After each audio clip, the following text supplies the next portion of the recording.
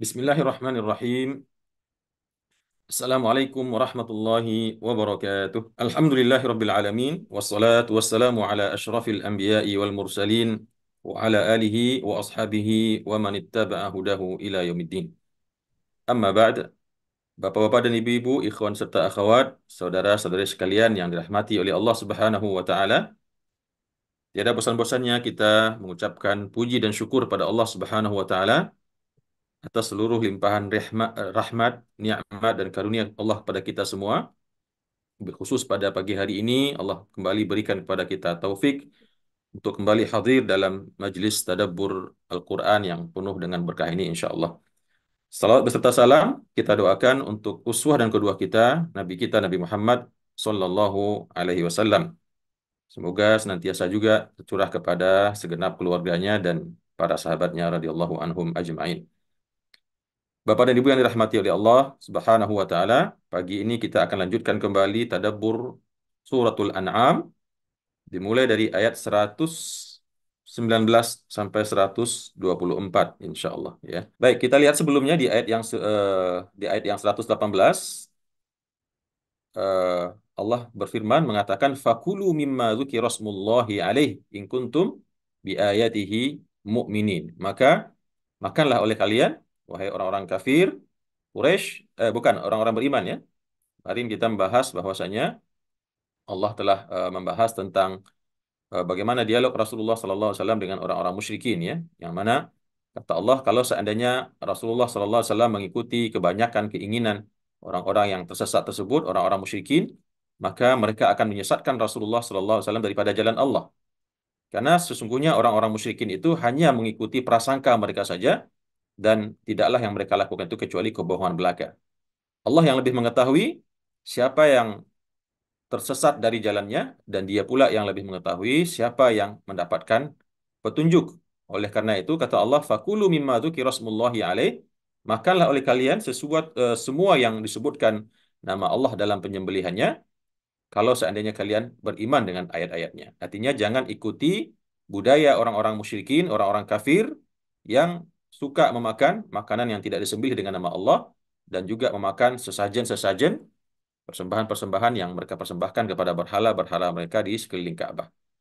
Kemudian ayat yang 119 masih berkaitan langsung dengan 118 yaitu tentang perintah untuk memakan yang disembelih dengannya, yang disembelih menggunakan nama Allah dengannya. Wa ma lakum alla ta'kulu mimma dzukira smullahi alaih, ya. Dan kenapa kalian di sini kembali kepada bisa kembali kepada orang-orang musyrikin, orang-orang kafir, bisa juga kembali kepada orang-orang mukmin. Seakan-akan Allah mengingatkan kembali orang mukmin, kenapa tidak mau memakan makanan yang telah dihalalkan oleh Allah, yaitu makanan-makanan yang disebutkan nama Allah dalam penyembelihannya. Wa ma lakum alla ta'kulu mimma dzukira smullahi alaih. Kenapa pula kalian ya? Dan apa yang menyebabkan kalian tidak memakan ya apa-apa yang telah disebutkan nama Allah di atasnya? Wa qad fassala lakum ma harrama alaikum. Padahal telah dijelaskan kepada kalian apa-apa yang diharamkan kepada kalian ya. Jadi makalah sembelihan-sembelihan yang disebutkan nama Allah dalam penyembelihannya, baik disembelih secara langsung maupun binatang hasil perburuan yang ketika binatang yang berburu tersebut ketika melepasnya disebutkan nama Allah padanya ya. Jadi ini pertanyaan lebih condong sebetulnya kepada umat Nabi Muhammad SAW. Kenapa kita tidak mau memakan makanan-makanan yang disebutkan Allah pada nama Allah padanya, padahal Allah tersebut telah menjelaskan kepada kita semua apa-apa yang diharamkan atas kita untuk memakannya. Tapi ada pengecualian nih, illa matturirtum ilaih. Kecuali kalau seandainya kamu dalam keadaan terpaksa untuk memakannya, ya. Seperti kita ketahui Bapak dan Ibu rahimakumullah, ada hal-hal yang bersifat darurat, yang bersifat terpaksa, qahirah, zuruf qahirah, yang membuat kita dalam kondisi tersebut dibolehkan sesaat untuk memakan ya, bukan menikmati ya, memakan, mengkonsumsi makanan-makanan yang diharamkan oleh Allah Subhanahu wa taala. Seperti memakan bangkai misalkan. Di saat tidak ada lagi makanan yang akan dimakan dan seseorang tersebut sudah terancam kepada kematian, maka di saat tersebut dia dibolehkan untuk memakan bangkai tersebut, tapi tentu dengan sebatas cukup sampai perutnya kenyang saja, tidak berlebihan ya. Illa matturirtum ilaih. Wa inna katsiran la yudhilluna bi ahwaihim. Dan sesungguhnya kebanyakan orang-orang kafir itu la yudhilluna bi ahwaihim bi ghairi ilm. Sesungguhnya kebanyakan daripada orang-orang yang kafir tersebut, sungguh mereka akan menyesatkan orang lain dengan hawa nafsu mereka, bi ahwaihim, dengan hawa nafsu mereka, bi ghairi ilm, tanpa ada sedikit pun pengetahuan mereka tentang apa yang mereka sampaikan tersebut kepada orang lain. Inna rabbaka huwa a'lamu bil mu'tadin. Sesungguhnya Tuhanmu, Allah Subhanahu wa taala, dia lebih mengetahui dengan orang-orang yang melampaui batas, yaitu orang-orang musyrikin kafirin tadi ya, yang menyesatkan manusia, mengajak manusia.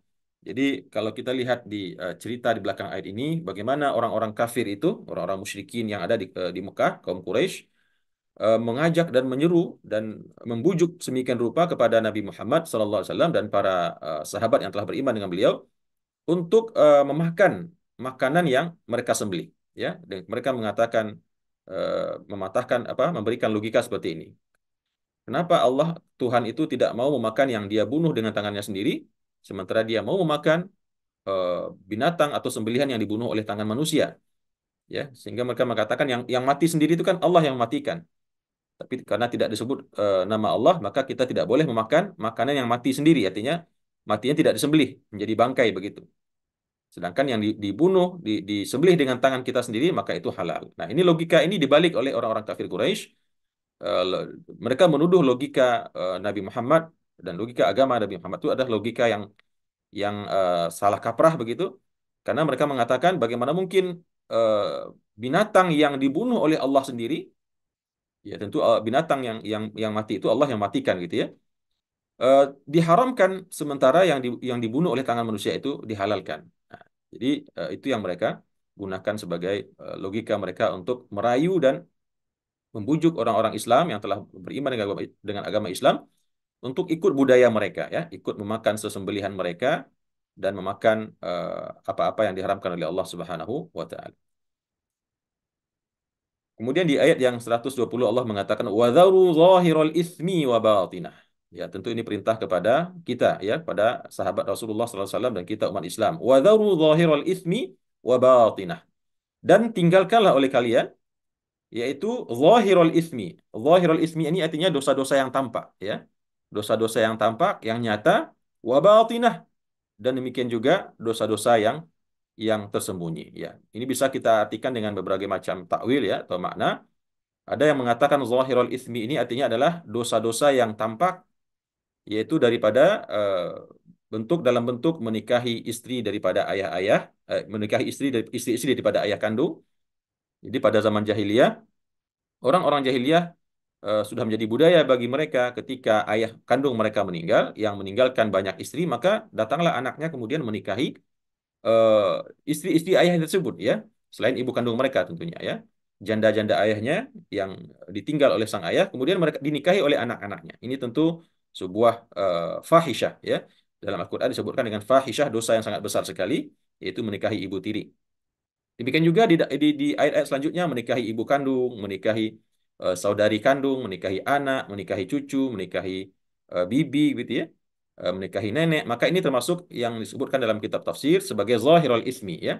Adapun wabatinah yaitu perbuatan serupa yang dilakukan dengan sembunyi-sembunyi, yaitu perzinahan ya, perzinahan yang dilakukan dengan sembunyi-sembunyi. Ada juga yang mengatakan zahirul ismi ini adalah yaitu perbuatan orang-orang yang datang ke rumah-rumah bordil, rumah-rumah tempat maksiat, yang di mana di situ orang melihat dengan terang benderang bagaimana dia melakukan maksiat di rumah tersebut, karena dia dilihat betul-betul masuk ke rumah yang tidak baik ya, tempat terjadi apa namanya pusat katakanlah pusat perbuatan asusila. Kemudian wabatinah ini adalah yaitu perbuatan semacam itu tapi dilakukan dengan tersembunyi dengan pasangannya atau dengan kekasihnya atau dengan siapapun itu yang dilakukan tersembunyi, tidak ada yang mengetahui. Maka ini yang dimaksud dengan zahirul ismi wa batinah. Namun Al-Imam At-Tabari di dalam tafsirnya mengeneralisir ayat ini. Artinya semua dosa yang dilakukan dalam bentuk terang-terangan Dan begitu juga semua dosa yang dilakukan dalam bentuk tersembunyi, maka itu termasuk dalam zahirul ithmi wa batinah, tanpa terkecuali ya. Maka Allah melarang kita, mengingatkan kita untuk tidak terjerumus melakukan zahirul ithmi wa batinah ini. Baik dosa-dosa yang terang-terangan kita lakukan, begitu juga dosa-dosa yang tersembunyi. Innal ladzina yaksibunal itsma, sesungguhnya orang-orang yang mengerjakan perbuatan dosa tersebut, yaitu perbuatan dosa zahirul itsmi dan wabatinah itu, sayujzauna bima kanu yaqtarifun. Sungguh mereka nanti akan dibalas oleh Allah atas atau dengan apa-apa yang dulu mereka di dunia mereka mengerjakannya. Jadi semua yang dikerjakan oleh manusia, baik dosa-dosa yang dilakukan dengan terang-terangan, begitu juga dosa-dosa yang tersembunyi ya, yang hanya Allah dan Dia yang tahu, dan dia tidak bertobat kepada Allah tentunya, maka sesungguhnya nanti semua perbuatannya itu, dosanya itu akan dibalasi oleh Allah ya dengan ganjaran atas apa-apa yang mereka kerjakan dulu di atas dunia. Kemudian di ayat yang seterusnya Allah mengatakan kembali kepada perihal makan tadi, "Wala ta'kulu mimma lam yuzkar ismullahi alaih wa innahu lafisqa." Dan janganlah kalian wahai umat Islam, ya, para sahabat Rasulullah sallallahu alaihi wasallam, janganlah kalian memakan, wala ta'kulu, janganlah kalian memakan dari apa-apa yang tidak disebutkan nama Allah di atasnya, ya. Jadi sesembelihan, nyembelih ayam, nyembelih kambing, nyembelih sapi, ya, yang tidak disebutkan nama Allah ketika menyembelihnya, maka itu hukumnya haram. Wa innahu lafisq, sesungguhnya itu adalah kefasikan, ya. Tentu terkecuali makanan-makanan ahlul kitab, karena ayat ini juga ada ayat lain yang membolehkan kita memakan makanan ahlul kitab ya, tanpa harus kita meyakini apakah itu disebutkan nama Allah padanya atau tidak. Jika selama itu makanan ahlul kitab, maka insya Allah kita dibolehkan untuk memakannya. Karena mereka pada biasanya juga memiliki ajaran ketika menyembelih eh, apa namanya sesembelihan itu, mereka juga menyebut nama Allah Subhanahu wa taala. Demikian seperti yang dijelaskan oleh kitab tafsir ya. Jadi kita dilarang untuk memakan makanan yang tidak disebut nama Allah padanya. Baik yang disembelih dengan sengaja oleh manusia, orang-orang musyrikin, orang-orang kafir, yang mereka sembelih dengan tangannya tapi tidak menyebut nama Allah, atau mungkin hewan-hewan atau binatang yang mati dengan sendirinya, ya, yang sudah menjadi bangkai, meskipun baru mati mungkin 1 menit, 2 menit, ya, namun karena dia tidak melalui proses penyembelihan dengan menyebut nama Allah, maka otomatis hewan tersebut meskipun halal tadinya dimakan, katakanlah kambing gitu misalnya atau ayam, tapi karena dia meninggal atau mati dalam keadaan tidak disembelih dengan nama Allah, maka dia tidak menjadi suatu apa namanya sembelihan yang halal untuk kita makan. Wa innahu lafisq, sesungguhnya yang demikian itu adalah kefasikan ya. Tentunya ini ada rahasia yang tersembunyi ya. Kenapa apa namanya begitu pentingnya sesuatu itu menyebut nama Allah atau tidak? Karena padahal yang dimakan sama-sama ayam ya, sama-sama fisiknya sama ya. Tetapi bisa membuat hukum yang sangat berbeda. Yang satu boleh dimakan, yang satu harus dibuang jauh-jauh. Ya, tentu ini sebuah hikmah yang hanya Allah yang tahu. Apakah ada hubungannya dengan zat kandungan yang ada dalam ayam yang mati atau yang apa namanya ya, yang mati karena tidak menyebut nama Allah dengan binatang yang memang sengaja dimatikan tapi menyebut nama Allah. Apakah ada perbedaan zat atau kandungan atau dampak yang terjadi pada hewan tersebut, wallahu a'lam ya. Yang jelas kita yakin semua syariat Allah ini memiliki rahasia yang barangkali nanti seiring dengan kemajuan ilmu pengetahuan ya akan tersingkap terus satu persatu kebenaran syariat Allah Subhanahu wa taala.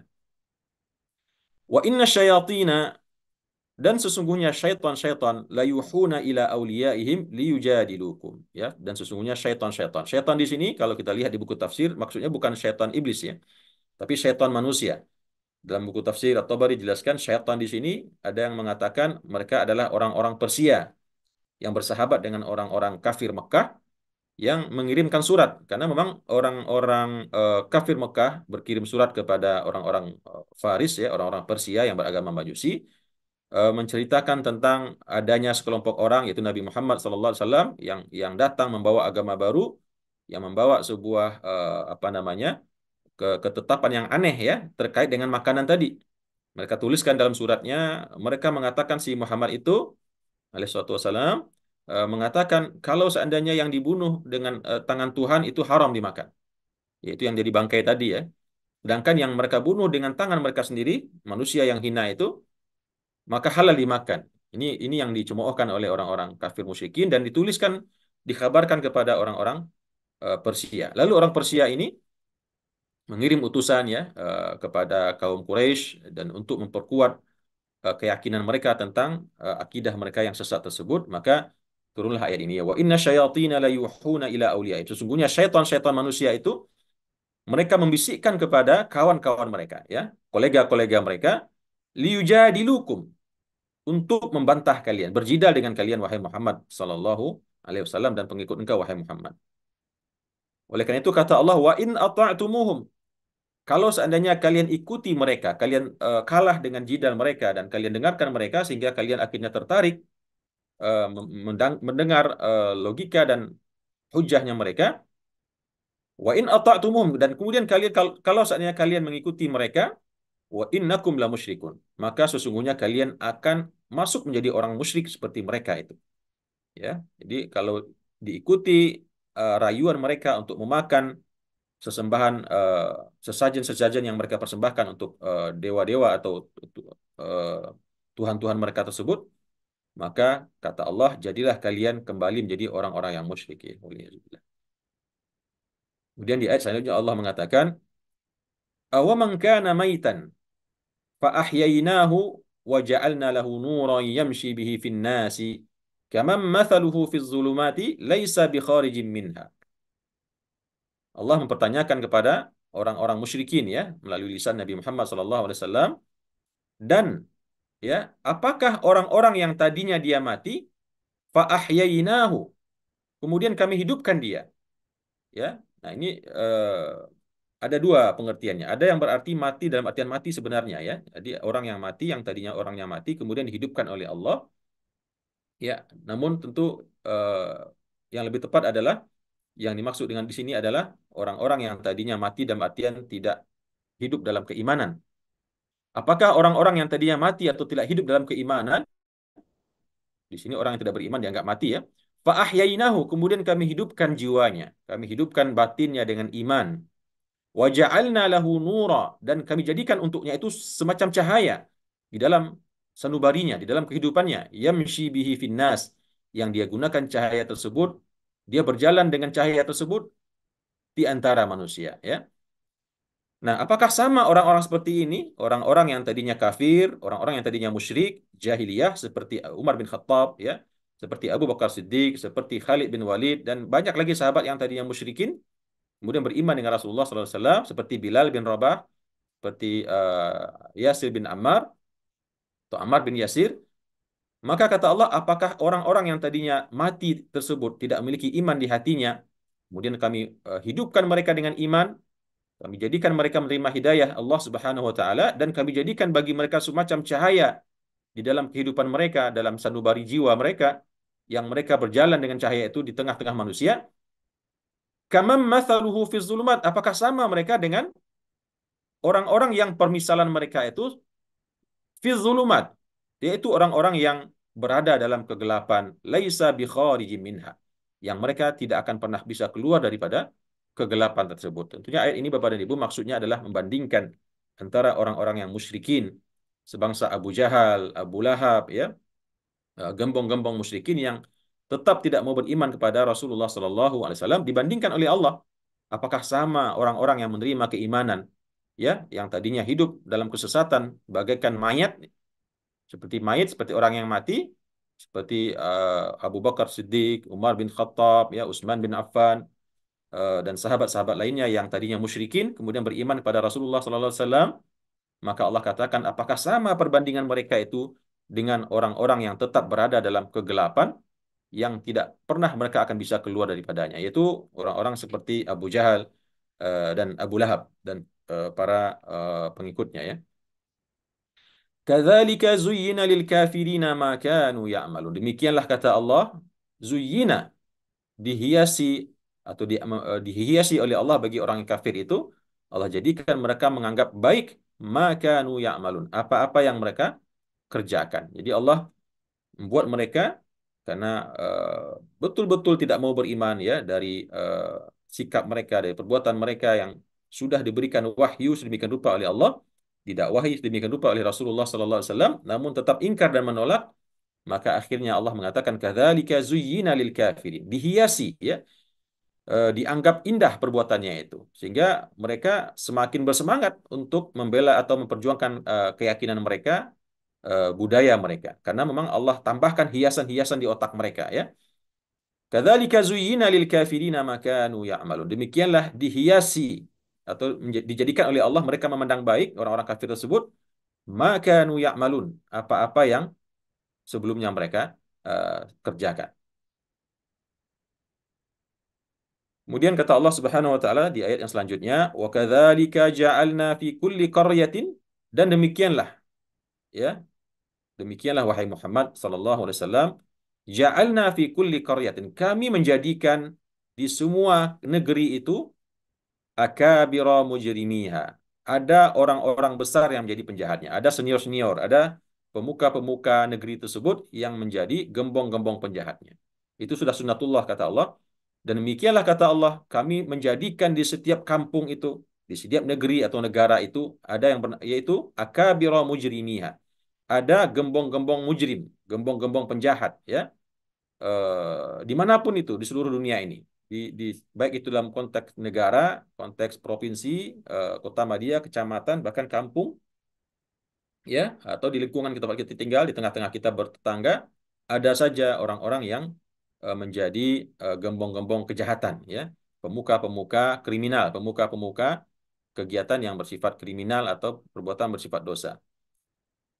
Tapi yang Allah maksud di sini tentu adalah orang-orang yang tadi kita jelaskan di atas, yaitu orang-orang yang tidak mau menerima keimanan dan terus tetap kekeh berada di dalam kegelapan. Nah, demikianlah kata Allah, kami jadikan di setiap negeri itu, baik di Makkah ya, atau di Madinah atau dimanapun di atas bumi ini, ada pemuka-pemuka ya, orang-orang besar yang menjadi penjahat-penjahat di kampung tersebut. Liyamkuru fiha, ya. Apa tujuannya Allah jadikan di setiap kampung itu ada gembong-gembong penjahat, liyamkuru fiha, supaya mereka melakukan tipu daya. Tapi tentu maksudnya bukan sengaja Allah lakukan itu, tidak ya. Artinya adanya orang tersebut memang seizin Allah, yang tujuannya adalah mereka itu untuk berbuat makar di atas kampung tersebut. Liyamkuru fiha. Mereka melakukan tipu daya atau makar. Ya, makar di sini tentu tidak tidak mesti membakar, menghancurkan, tidak ya, tapi menipu manusia, membuat propaganda-propaganda sesat ya, menyesatkan pemikiran dan pemahaman manusia, orang banyak. Wa ma yamkuruna illa bi anfusihim, dan tidaklah mereka itu melakukan makar, melakukan tipu daya itu illa bi anfusihim, kecuali atas diri mereka sendiri. Kecuali atas diri mereka sendiri. Mereka menipu daya orang lain, tapi kata Allah sesungguhnya yang mereka tipu daya itu adalah diri mereka sendiri. Wa ma yash'urun, namun mereka tidak menyadari atau tidak merasakannya. Kemudian Bapak dan Ibu rahimakumullah, di ayat yang selanjutnya yang terakhir ya. Masya Allah ini agak cepat hari ini. Karena pembahasannya juga tidak terlalu dalam, masih berhubungan dengan dialog Rasulullah SAW dengan orang-orang musyrikin dan ayat-ayat yang memotivasi Rasulullah, memberikan spirit dan kekuatan kepada Rasulullah SAW di dalam bertahan dalam berdakwah. Wa idza ja'atuhum ayatun, ya, kata Allah, dan ketika datang kepada mereka suatu ayat, ayat di sini bukan ayat Al-Qur'an ya. Iya, ayat Al-Qur'an maksudnya. Wa idza ja'atuhum ayatun, dan jika datang kepada mereka orang-orang kafir tersebut, orang-orang musyrikin di kota Mekah, orang-orang Quraisy, sebuah ayat dari Al-Qur'anul Karim, qalu lan nu'mina lan nu'mina. Mereka mengatakan kami tidak akan pernah beriman, menggunakan kata-kata lan ya. Artinya lan ini adalah tidak akan pernah sekalipun di masa datang. Jadi ketika mereka datang kepada mereka sebuah ayat, mereka berkata kami tidak beriman hatta nu'ta mithlama utiya Rasulullah. Sampai kami baru beriman sampai, atau kami tidak akan beriman hingga nu'ta, kami diberikan mithlama utiya Rasulullah, seperti apa-apa yang diberikan kepada utusan-utusan Allah, itu para rasul-rasul sebelumnya, berupa mukjizat-mukjizat yang nyata ya, mukjizat hissiyah, seperti mukjizatnya Nabi Musa yang tongkatnya bisa berubah jadi ular, yang tongkatnya bisa membelah lautan, yang tangannya mengeluarkan air bercahaya, Seperti mukjizatnya Nabi Isa yang bisa menghidupkan orang yang mati, ya, mengobati orang yang sakit kusta, dan seterusnya. Nah, itu yang mereka minta. Padahal kemarin di pertemuan sebelumnya kita sudah membahas ayat yang bahkan kalau seandainya mukjizat itu pun Allah turunkan kepada mereka, kata Allah, mereka tidak akan pernah beriman. Ya. Qalu lan nu'mina hatta nu'ta mithla ma utiya Rasulullah. Mereka berkata, ketika didatangkan kepada mereka sebuah ayat Al-Quran, mereka berkata, kami tidak akan beriman sampai atau hingga kami diberikan seperti apa yang diberikan kepada para Rasulullah sebelum-sebelum engkau, wahai Muhammad. Ya, lalu langsung dijawab oleh Allah, Allahu a'lamu haitsu yaj'alu risalatah. Ya, biarkan saja mereka, wahai Muhammad, ngoceh dengan apa yang mereka ingin sampaikan. Allahu a'lamu haitsu yaj'alu risalat. Allah itu lebih tahu di mana dia akan menempatkan kerasulannya. Jadi nggak sembarang orang akan diberikan risalah oleh Allah. Nggak sembarang orang yang akan diberikan mukjizat oleh Allah. Nggak mungkin tampang-tampang penjahat seperti Abu Jahal, Abu Lahab akan diberikan risalah, diberikan mukjizat oleh Allah Subhanahu wa taala. Kenapa? Karena Allah itu Maha mengetahui atau lebih mengetahui di mana dia akan menempatkan risalahnya itu. Kepada siapa yang akan Allah berikan risalahnya itu, ya. Jadi ini semacam ejekan tentunya kepada orang-orang musyrikin, ya. Mereka meminta kalau seandainya engkau berikan kepada kami mukjizat yang nyata, maka kami akan beriman, ya. Atau diberikan kepada mereka tentunya sebagai mukjizat untuk mereka, maka mereka baru beriman, ya. Maka Allah mengatakan Allahu a'lamu haitsu yaj'alu risalatah. Allah lebih tahu kepada siapa dia akan menempatkan risalahnya atau wahyunya. Sayusibul ladzina ajramu sagharun indallah. Kata Allah, maka sungguh akan menimpa orang-orang yang mujrim tadi, orang-orang yang berbuat dosa, berbuat kriminal tadi, sagharun indallah, kehinaan. Sagharun di sini artinya kekecilan, ya. Kekecilan di sini artinya adalah rasa kecil, rasa hina atau kehinaan. Indallah di sisi Allah Subhanahu wa taala. Ya, ini tentu di dunia, Bang. Wa adzabun syadid, dan di akhirat Allah berikan kepada mereka azab atau siksaan yang sangat keras, yang sangat pedih, bima kanu yamkurun, atas apa-apa, oleh sebab apa-apa yang dulu mereka di dunia berbuat makar, berbuat tipu daya, memperdaya manusia, ya, dengan mengajak mereka beriman kepada berhala-berhala yang tidak memiliki daya dan upaya, dan dengan mengajak mereka memakan makanan yang diharamkan oleh syariat Allah Subhanahu wa taala. Bapak dan Ibu, ikhwan dan akhwat rahimakumullah, demikian sudah kita tuntaskan mentadaburi suratul An'am ayat 119 sampai 123, yang kesimpulannya diantaranya adalah bagaimana Allah menyuruh kepada kita umat Islam untuk hanya memakan makanan-makanan yang halal, ya, makanan-makanan yang disembelih padanya nama Allah Subhanahu wa taala. Dan demikian juga Allah memerintahkan kepada kita untuk menjauhi perkara-perkara dosa, baik itu dalam bentuk, ya, dosa-dosa yang terang-terangan maupun dosa-dosa yang kita lakukan dengan sembunyi-sembunyi. Karena sesungguhnya semua itu akan dibalas oleh Allah Subhanahu wa taala. Kemudian Allah juga mengatakan sekali lagi, jangan makan makanan yang tidak disembelih dengan menyebut nama Allah, karena itu adalah kefasikan, ya. Perbuatan memakan makanan yang tidak halal karena tidak disembelih dengan Allah itu disebut oleh Allah sebagai kefasikan. Kemudian juga Allah jelaskan tentang perbandingan antara orang-orang yang beriman di kalangan sahabat Rasulullah SAW yang tadinya juga orang-orang musyrikin, namun karena dia beriman, dia diibaratkan seperti orang yang tadinya mati, kemudian dihidupkan oleh Allah Subhanahu wa taala dan diberikan ke dalam kehidupannya itu semacam cahaya yang dia berjalan menggunakan cahaya tersebut, dibandingkan oleh Allah dengan orang-orang yang terus berada dalam kegelapan yang tidak akan pernah keluar dari kegelapan tersebut.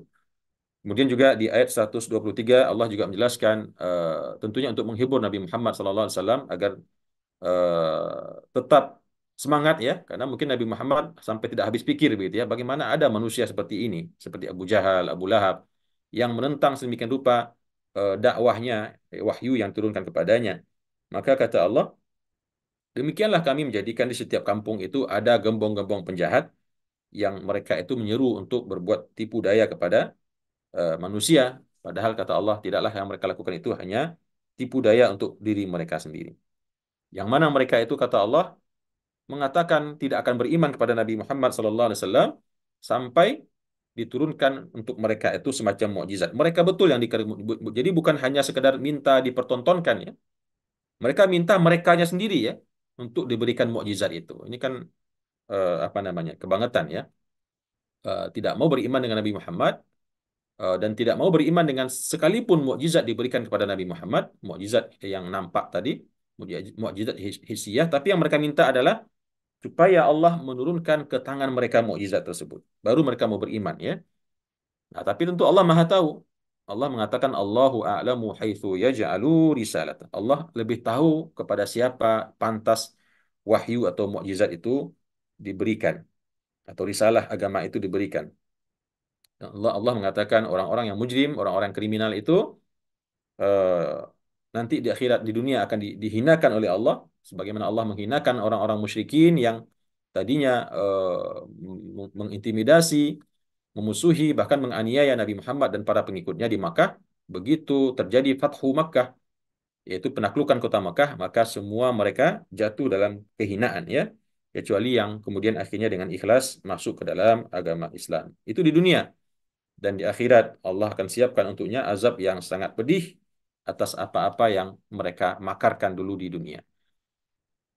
Wallahu alam, demikian Bapak dan Ibu, ikhwan dan akhwat yang dimuliakan oleh Allah Subhanahu wa taala. Tadabbur kita untuk ayat-ayat suratul An'am mulai dari 119 sampai 123. Mudah-mudahan menambah pemahaman kita terhadap ayat-ayat Allah ini, memberikan inspirasi kepada kita dan mencerahkan jiwa kita, dan terus memberikan semangat kepada kita untuk menjaga akidah kita yang murni ya, akidah kita yang benar sesuai dengan tuntunan Al-Quran dan Sunnah Rasulullah Sallallahu Alaihi Wasallam. Demikian yang bisa saya sampaikan, Bapak dan Ibu. Terima kasih atas perhatiannya dan kehadirannya, dan mohon maaf atas kekurangan penyampaian saya dan salah dan khilaf dalam ucapan dan perkataan. Insya Allah kita lanjutkan dalam diskusi dan tanya jawab. Demikian, aku qauli hadza wa astaghfirullah li wa lakum. Wassalamualaikum warahmatullahi wabarakatuh.